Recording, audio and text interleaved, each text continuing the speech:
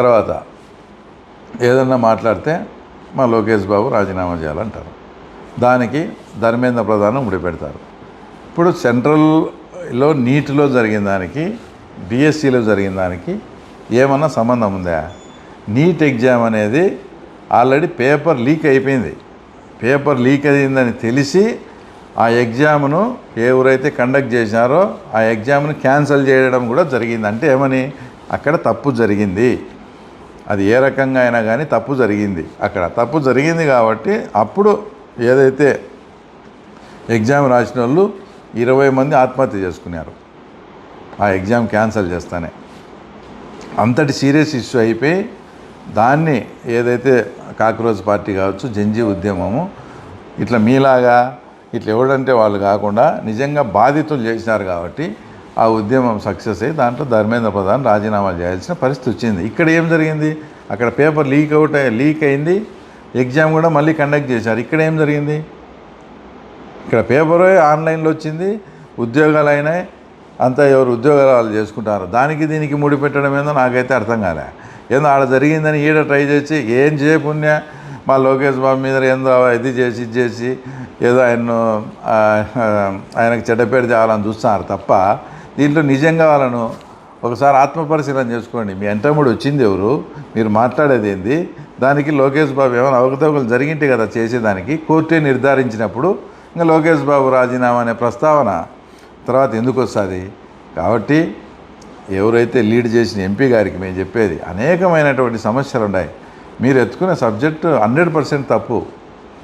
ఇంకో సబ్జెక్టు మీద ఇప్పుడు ప్రతిపక్షం అన్నాక ఏదన్నా తప్పులు ఎత్తి చూపండి, దాన్ని స్వాగతించి ప్రజలకు మేలు కలిగేట్టుగా చేయాలా. ఇప్పుడు ఎగ్జాంపుల్, ఇప్పుడు మన ప్రాంతంలోనే వర్షపాతం తక్కువగా నమోదైంది ఎలినో ప్రాబ్లం వలన. సింహాద్రిపురంలో 52% షార్ట్ ఫాల్ ఉంది. ఇంకా వేరే మండలాల్లో కొంత, అన్నీ ఇట్లా వర్షాభావ పరిస్థితులు షార్ట్ ఫాల్ ఉన్నాయి. రైతులు అసలు విత్తనం వేసుకునే పరిస్థితి లేదు, కొందరు విత్తనాకు కూడా పండుతాయి లేదో తెలియదు.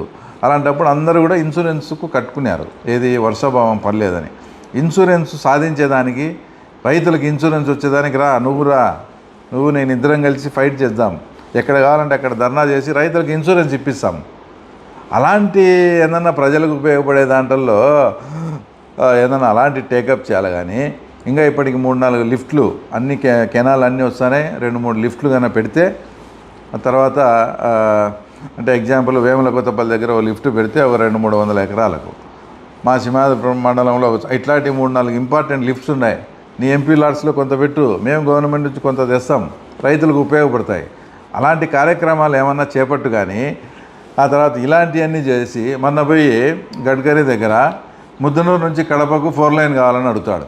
నువ్వు పుట్టి పెరిగిన పులివెందులో నువ్వు పొద్దున్నలో వచ్చి హైదరాబాద్కు ఈ రోడ్లో పోతావు, రాయలాపురం నుంచి తిమ్మాపురం క్రాస్కు 4 లైన్ అడగాలనా లేదా?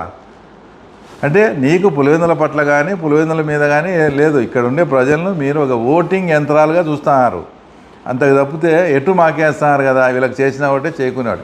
లేదంటే గడ్కరీ దగ్గరికి పోయి ఆడ అయిపోయిన రోడ్డును శాంక్షన్ అవుతుంది. ఇంకా అది తెలుసుకొని ఏదో నేను అడిగితే ఇచ్చినట్టు ఒక రిప్రజెంటేషన్ ఇచ్చి నేనే సాధించినట్టు. నువ్వు పొద్దున్న రాయలాపురం నుంచి తిమ్మాపురం క్రాస్ కడుగు 4 లైన్, అప్పుడు పులివెందుల నుంచి హైదరాబాద్కి అంతా 4 లైన్ అవుతుంది కదా.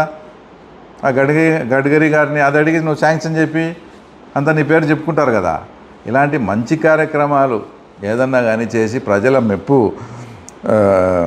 ఆ తర్వాత పొందాలి. కానీ ఇట్లా అవులే చేష్టలు, ఊరికే సబ్జెక్ట్ లేకుండా ఊరికి ధర్నా చేయాలంటే రాజకీయంగా చేసుకో.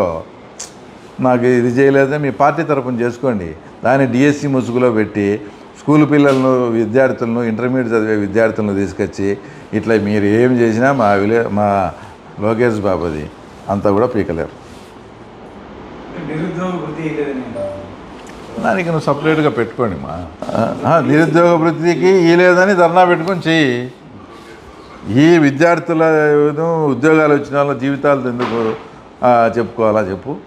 ఇప్పుడు ఎందుకు ఇదంతా చెప్తానంటే, ఒక టీచరు, అతనికి ఉద్యోగం వచ్చింది, పెళ్లి సంబంధం వచ్చింది, వీళ్ళు ధర్నా చేస్తానే ఉద్యోగం ఊడుతుందా పోదని వాళ్ళు వెనక్కి వినారట. అంటే అట్లా మానసిక పరిస్థితి ఉంది అంటున్నా. నాకు ఉద్యోగం వచ్చిందని వాడు పెళ్లి సంబంధం చూచి ఏందో ధర్నా చేస్తారబ్బా నీది ఉద్యోగం ఉంటుందే ఉడుతుంది అని ఎనికి వినారనా ఇంకా వాడు నోటితో ఇట్లా తిట్లే ఈ పనికి వాళ్ళని చేసిన పని ఈ రకంగా ఉంది అని చెప్తాడు. కాబట్టి నేను అది అదర్ ఫార్మేట్లో నువ్వు చేసుకో. మేము మేనిఫెస్టోలో చేసినది నిరుద్యోగ భృతి, తర్వాత ఆడబిడ్డ అనేది పెండింగ్ ఉన్నాయి. అది మేమే చెప్తాం. దాన్ని P4 మోడల్లో చేయాలన్నా, ఇంకా రాష్ట్రాన్ని డెవలప్ చేసి కొంచెం సంపద సృష్టించినాక చేయాలని మా అధినాయకుడు దాని మీద నిరంతరం మాకు ఒక మాట చెప్పినాక ఎట్లుంటుంది దాని మీద నిరంతరం ఎక్సర్సైజ్ చేస్తాను. ఆ ఫార్మేట్లో రండి చేసుకోండి ఎవరు దాని ఈ ఫార్మేట్లో వచ్చి ఈ రకంగా చేయడం తప్పు కదా అని. నవీన్ కుమార్ అనే క్యాండిడేట్కి స్టేట్ ర్యాంక్ రావడం మీద వాళ్ళు మీ అస్సాం టీడీపీ అస్సాం ఉందని వాళ్ళు ఆలోచిస్తున్నారు. దేంట్లో స్టేట్ ర్యాంక్ వచ్చి ఎట్లా ఆఫీస్లో కంప్యూటర్ ఆపరేటర్గా నవీన్ కుమార్ అనే వ్యక్తి పనిచేస్తాను. ఏడా కంప్యూటరు స్టేట్ టీడీపీ ఆఫీస్లోనా? స్టేట్ విద్యాశాఖ కమిషనర్ ఆడ ఆయనే అప్లోడ్ చేశాడంట సిస్టంలోకి పేపర్. ఆ పేపర్ ఆయన లీక్ చేసి స్టేట్ ర్యాంక్ ఫస్ట్ ర్యాంక్ వచ్చిందంట. ఆ ర్యాంక్ వల్ల ఆయన జాబ్ లేదు, ప్లస్ ఆయన కూడా ఉన్న ఉద్యోగాల నుండి పీకేశారని కలిసి వాళ్ళు ఆరోపణ. వాస్తవమ్మా ఇది. ఇప్పుడు ఎక్కడైనా ఇప్పుడు దేశవ్యాప్తంగా నీట్ జరిగింది. దేశవ్యాప్తంగా ఎంత కేంద్ర ఇంటెలిజెన్స్ ఎంత ఉంటుంది, ఇమ్మీడియట్గా పేపర్ లీక్ అయిందని బయటకు వచ్చానే వాళ్ళు ఎంక్వైరీ చేసి ఎస్ ఇది కరెక్ట్ అని చెప్పి తీసేసినారా లేదా. అట్లా ఇక్కడ ఎక్కడన్నా కానీ ఎగ్జామ్ అయిపోయిన తర్వాత కానీ వారానికి కానీ 10 రోజులకు కానీ ఎప్పుడన్నా రిజల్ట్ వచ్చి జాబ్స్ అన్నీ ఇచ్చి వాళ్ళను ఆర్డర్స్ ఇచ్చిన తర్వాత స్టార్ట్ అయిన ఉద్యమం కాదా ఇది? మీరే చెప్పండి. పేపర్ లీకు వాడు డౌన్లోడ్ చేసినాడైతే ఎవడోడు 4 రోజులకో 5 రోజులకో తెల్లా. ఇప్పుడు మీకు ఇంకో ఎగ్జాంపుల్ కూడా చెప్తా. 2005లో రాజశేఖర రెడ్డి గారు సీఎం ఉన్నప్పుడు ఇట్లే మొత్తం డబ్బులు 3 లక్షలు 4 లక్షలు తీసుకొని వాళ్ళకి ఏం మేనేజ్ చేసుకున్నారో వాళ్ళందరికీ ఉద్యోగాలు వచ్చినాయి. అందరికీ ఉద్యోగాలు వచ్చినాక వాళ్ళు డబ్బులు ఇచ్చుకున్నాం చేసుకున్నాం, ఎటు దాంట్లో సెలెక్ట్ అయినట్టు వచ్చింది. వచ్చినాక మా ఏం బిగుతారులే అనుకున్నారేమో, కొందరుగా మేము డబ్బులు ఇచ్చుకున్నాము మాకు ఉద్యోగాలు వచ్చాయని చెప్పినారు. అప్పుడు తొండూరు మండల కన్వీనర్ ఇప్పుడు మన శివమోహన్ రెడ్డి అన్న రాజశేఖర రెడ్డికి చాలా దగ్గరగా ఉన్నాడు. హెలిప్యాడ్ దిగుతానే రాజశేఖర రెడ్డికి పోయి విషయం చెప్పినాడు. ఇట్లా నీ దృష్టికి వచ్చిందో లేదో ఇట్లా డబ్బులు జరిగినాయి ఇటు జరిగినాయి అటనా, అది నిజం అయితే ఎంక్వైరీ చేస్తాను. ఎంక్వైరీ చేస్తే తేలింది.